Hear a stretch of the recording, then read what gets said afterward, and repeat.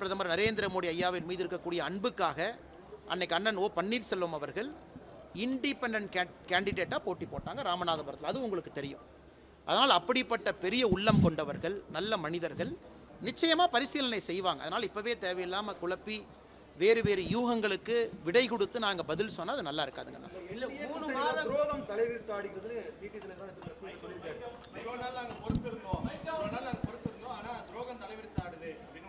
ஆனால் அண்ணன் டிடிவி அவர்களை பொறுத்தவரை காட்டுமன்னார் கோவிலில் நேற்று சாயங்காலம் பத்திரிகை நண்பர்களை பார்த்து பேசினாங்க. அதுக்கு நான் பதில் சொல்வது சரியாக இருக்காதுங்கன்னா அண்ணன் சில கருத்துக்களை முன் வச்சிருக்கிறாங்க. அதையெல்லாம் கூட இங்கே இருக்கக்கூடிய தலைவர்கள் எல்லோரும் அதெல்லாம் பார்ப்பாங்க, பேச வேண்டிய நேரத்தில் பேசுவாங்க.